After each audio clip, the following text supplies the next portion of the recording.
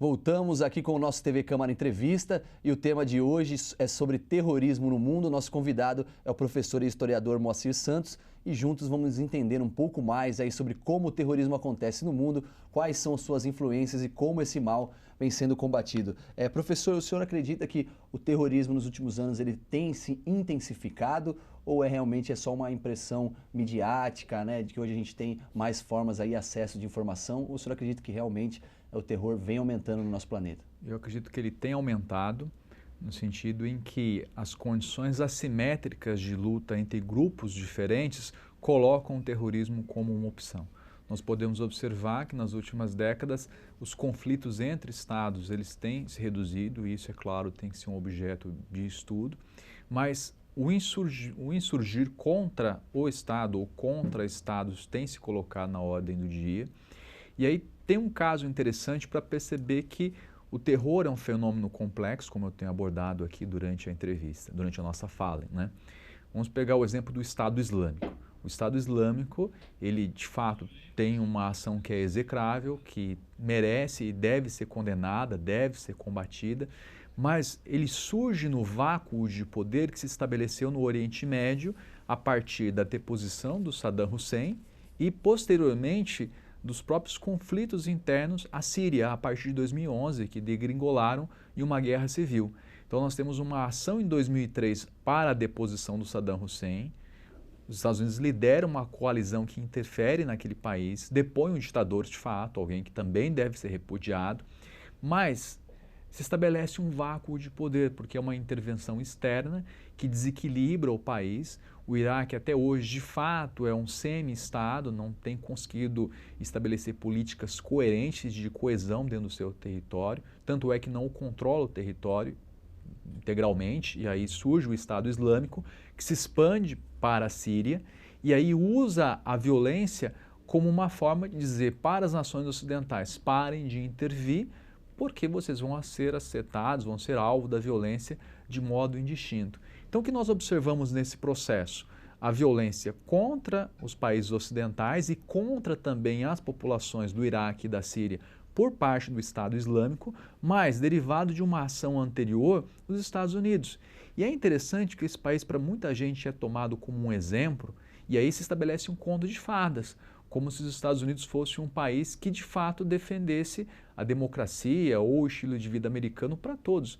Não é dessa maneira. Claro que é um país interessante, tem um movimento de contracultura admirável, talvez o mais vigoroso do mundo, mas ao mesmo tempo apresenta esse paradoxo.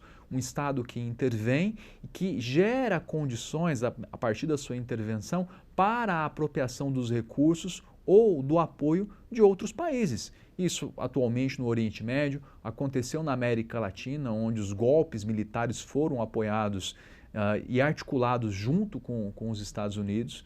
Na Líbia nós temos um vácuo de poder que permite o surgimento de movimentos que usam o terrorismo como forma de atuação e a queda do Estado líbio e de outro ditador, Muammar Gaddafi, foi patrocinado pelos Estados Unidos e também por países europeus.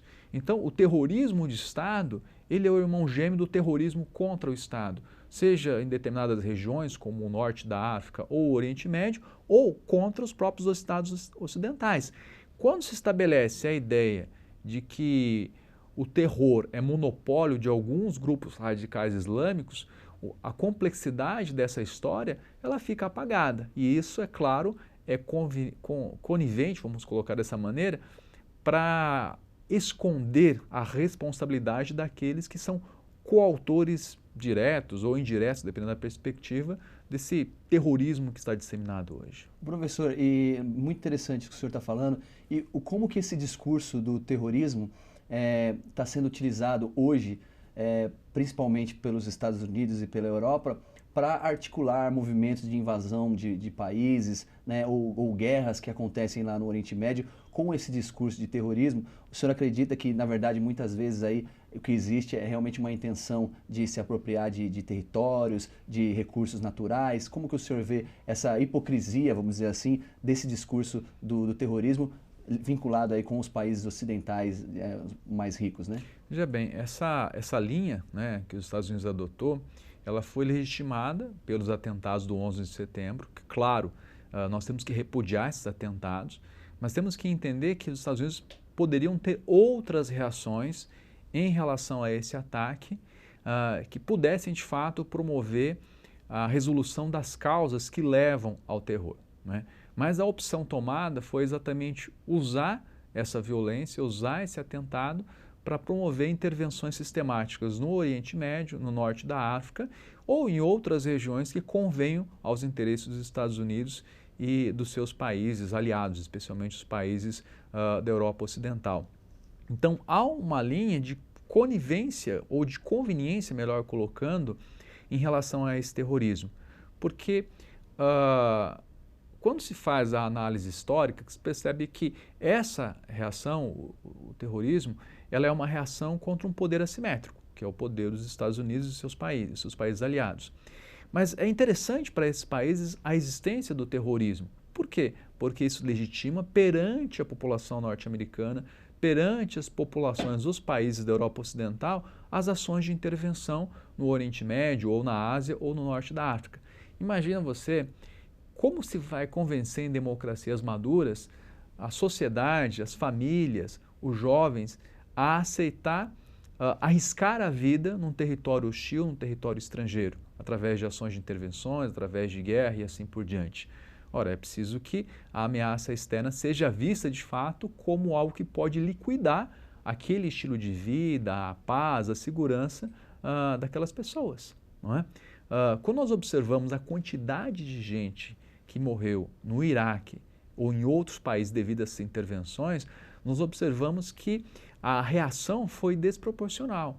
Lamentavelmente, morreram mais de 2 mil pessoas, aliás, no ataque ou nos ataques do 11 de setembro. Mas nas intervenções realizadas posteriormente, morreram centenas de milhares de pessoas. Então, isso mostra que essas intervenções, elas na verdade têm como objetivo garantir o controle dos recursos naturais que estão presentes nessa região, ou do apoio político, ou quebrar resistências, não é? E o cenário é extremamente complexo. Eu não posso negar, ninguém pode negar que Muammar Gaddafi ou Saddam Hussein foram, de fato, ditadores cruéis, ditadores que perseguiram o seu povo. Isso é inegável. Mas, assim como essas pessoas, esses ditadores, prejudicaram os povos do Iraque, da Líbia ou com Bashar al-Assad na Síria, as intervenções do Ocidente também penalizam esses povos. Então, você usou uma palavra muito interessante e correta para analisar esse quadro de terror global: hipocrisia. Ou seja, nós temos um Leviatã, que não é mais o Leviatã do Hobbes, que é o Leviatã que age para controlar o cidadão do país. É um Leviatã que age fora das fronteiras para garantir os interesses desse Estado nas relações estabelecidas com outras regiões ou com outros Estados. Professor, eu não quero sair muito do assunto, mas assim, qual o paralelo que a gente pode fazer desse discurso do terrorismo para os países ricos, né, que propiciam invasões para os países ricos, com o discurso também hoje político, né, no Brasil contra a corrupção também? Será que tem um paralelo aí a esses discursos no sentido de que eu aponto que o inimigo é o outro, né? E eu, no caso, os Estados Unidos pratica o terrorismo de Estado, como o senhor falou, mas acaba rotulando o seu inimigo também, né, como o seu inimigo é o terrorista, né? Aqui no Brasil também a gente pode fazer alguma analogia com relação a esse momento que nós vivemos aqui, e aproveitando o gancho, queria que o senhor falasse um pouquinho também sobre o terrorismo de mídia, né? Sim, eu acredito que é possível esse paralelo no sentido da desqualificação e da retirada da humanidade do outro, não é? É um momento que o país está polarizado, é um momento onde é possível pensar em reformas, especialmente a reforma política, para separar a política do jogo econômico, mas essa discussão, que é uma discussão séria, uma discussão pertinente, para evitar a reprodução dos fatos que levam a essa polarização, não é feita. E, de fato, há uma analogia possível no mecanismo de hostilização à divergência, à diversidade de opiniões. Nós sabemos que o grande problema do Brasil é a questão da desigualdade econômica, da desigualdade de renda, mas essa discussão não é feita. Se coloca que o combate à corrupção vai ser levado a termo e vai resolver todos os problemas do país. Não é isso que de fato está ocorrendo. Nós temos um processo político comandado pelo Eduardo Cunha, que tem aí vários processos, várias acusações por corrupção, e se coloca a ideia de que a mudança de governo resolve os problemas do país. Não vai resolver. A reforma política, de fato, é o caminho para resolver esses problemas. Mas como o debate não é feito? O debate não é feito porque quem ousa mostrar a complexidade do momento é visto exatamente como o inimigo, como aquele que aceita a corrupção, e não é verdade. Todos somos contra a corrupção, mas a corrupção ela tem que ser vista como um fenômeno a ser combatido pelo aperfeiçoamento das instituições.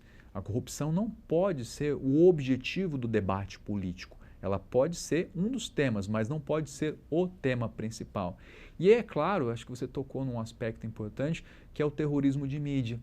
Por quê? É mais fácil se vender notícias estabelecendo a utopia, o conto de fadas que existe um combate entre o bem e o mal, e que uma vez eliminada do cenário ou da relevância política, aquele que representa o nosso inimigo, que isso vai se resolver. Não vai. Nem o impeachment da presidente, nem também o possível e necessário afastamento do presidente da Câmara vai resolver o cenário. O que nós temos, na verdade, é um cenário de promiscuidade entre o capital ou aquelas empresas que usam prática de corrupção, partidos políticos e entes estatais. Qual é a questão de fundo? Se estabelece no Brasil a utopia de que o mercado é o reino das virtudes e o setor público é o reino da podridão e onde há corrupção. Nem uma coisa nem outra. Nem o mercado é o inferno, nem o Estado é o inferno. Existe uma simbiose. Mas o uso de uma linguagem muito semelhante à que se faz ao terrorismo, eu elimino meu inimigo e está tudo resolvido, turva o debate no Brasil. Então é interessante observar que há de fato uma transferência do modo de pensamento em relação à questão do terror para a questão política. E isso é péssimo, porque nós não conseguimos conversar. A partir do momento que eu não aceito os argumentos, que eu não aceito dialogar com quem pensa diferente, não há política. A política é o debate. Peço desculpa até para o telespectador de ter aberto esse parênteses, mas é porque realmente o terrorismo de mídia é algo que a gente vê também presente aqui no nosso país em certo nível, né? E professores, seguindo aqui o nosso tema, e hoje com a evolução das tecnologias, as redes sociais, tem facilitado, tem se intensificado as formas de terrorismo cibernético. Como que é isso? Realmente é também uma forma de atuação desses terroristas? Hoje em dia a gente percebe que a forma também do próprio terror angariar aí membros, né, em diversas partes do mundo, usando aí as tecnologias, isso realmente acontece? Como que facilitou e qual que é o paralelo que a gente pode fazer de tecnologia e terrorismo hoje em dia? Olha, de fato, a tecnologia ela empoderou aqueles que querem encontrar meios de combater a violência estatal ou até mesmo disseminar sua mensagem. É bem mais fácil conseguir recrutar seguidores, não é? Não é necessária a proximidade física, né? Então, no passado um pouco mais recente, se acreditava que o avanço da tecnologia ela traria um cenário em que o Estado, de fato, gozaria de um monopólio total da violência e do controle da informação. O que nós percebemos a partir de dados que são colocados por agências de segurança ou mesmo pesquisadores do tema é que, assim como o Estado ele busca se apropriar dessas tecnologias para exercer o seu controle, aqueles que contestam o Estado por diversas razões, seja o Estado norte-americano ou em outras partes do mundo, ou que simplesmente são contra qualquer tipo de controle estatal, também têm acesso à tecnologia. Então isso coloca desafios, especialmente para os Estados, em monitorar possíveis situações de recorrência ao terrorismo, porque não é mais necessário organizar exércitos ou células complexas, basta disseminar mensagens e estabelecer o que deve ser atingido a partir dessas mensagens. Então, o cenário é muito mais caótico e preocupante para os agentes de segurança. É algo que as pessoas não previam dentro daquele momento, né, do passado mais recente. Por outro lado, a própria ideia de que a utopia de segurança pode ser retirada gera uma sensação de terror nas pessoas. E para o Estado isso também é importante, para as políticas de segurança, para as políticas de controle. Por quê? A partir do momento em que o cidadão ele tem a leve sensação ou a iminente sensação de que ele pode perder a sua segurança, o cidadão está disposto a perder a parte da sua liberdade. nós observamos que toda a discussão desencadeada nos Estados Unidos em relação às liberdades civis, ao mesmo tempo em que há exigência de segurança, são realizadas a partir dessa tensão, ou seja, até que ponto o cidadão deve aceitar ser controlado e perder a liberdade em nome da sua própria segurança. Esse é o grande legado do 11 de setembro.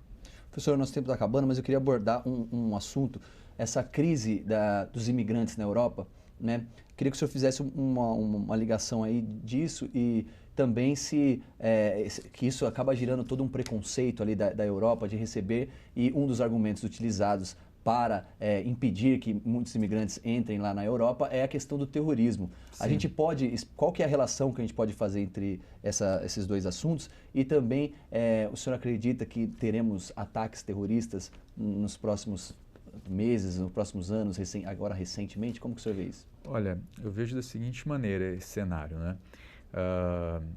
A imigração, ela causa um desconforto, porque ela traz elementos novos hábitos e conflitos em relação ao espaço público e aos bens sociais. Quando nós observamos a história dos países europeus, somente o pós-Segunda Guerra Mundial de fato trouxe prosperidade a esses países. Nós temos que lembrar que os Estados Unidos, o Brasil, a Argentina, Uruguai, México, Canadá, Austrália receberam grandes levas de imigrantes europeus no século XIX, uma vez que esses países, Itália, Alemanha, Polônia, Ucrânia, não tinham condições de sustentar com certa dignidade toda essa população.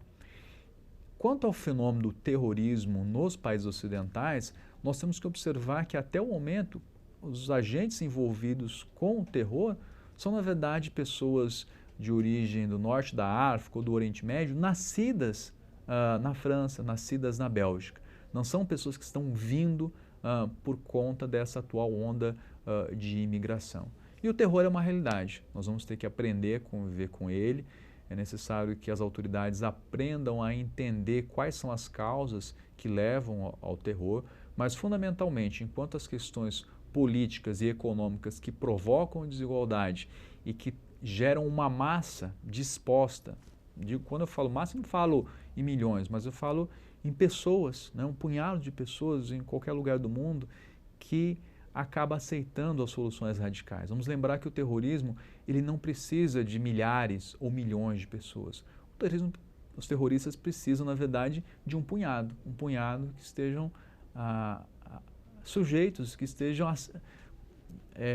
predispostos, vamos colocar dessa maneira, essa ideia, né? A comprar essa ideia. Então, enquanto as condições que produzem essa massa, que são condições não apenas de exclusão econômica, mas de uma violência simbólica, de pessoas que se sentem à margem da sociedade, seja nos países ocidentais, seja nos países do Oriente Médio, prevalecerem, tanto essa violência econômica quanto simbólica, o terror ele vai ter um campo fértil. Então ele vai continuar a existir e ele vai ser imprevisível, porque não é preciso mais grandes facções, grandes grupos.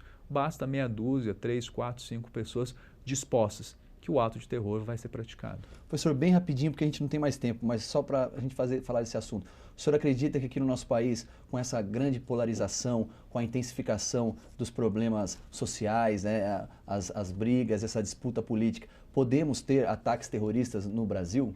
Olha, é possível, sim, porque nós percebemos uma violência cotidiana, né?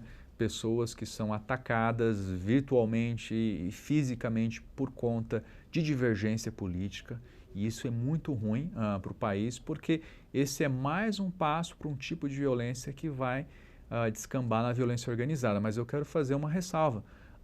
O terror já existe no país, né? Basta ver, por exemplo, a violência que é cometida contra moradores sem teto, contra trabalhadores sem terra ou contra comunidades carentes, né? As favelas, as pessoas que vivem em situação de vulnerabilidade. Existe o terror cometido contra os moradores de rua. Se a gente puxar pela memória, nós vamos ter vários casos de moradores de rua, de índios que foram queimados, simplesmente porque estavam na rua e alguém achava que não era gente. Então nós já temos casos de terror. Professor, obrigado pela presença aqui nos nossos estúdios. Eu que agradeço a oportunidade. Legal, muito obrigado. O TV Câmara Entrevista de hoje acabou, mas se você gostou desse programa, não deixe de conferir as reprises aqui na TV Câmara e também lá na página do YouTube, youtube.com/TV Câmara Jacareí, assim como também lá na nossa página do Facebook, facebook.com/TV Câmara Jacareí. Eu espero que a gente tenha esclarecido um pouco mais a você, telespectador, sobre a questão do terrorismo no mundo. Nos encontramos então em uma próxima oportunidade. Obrigado pela audiência.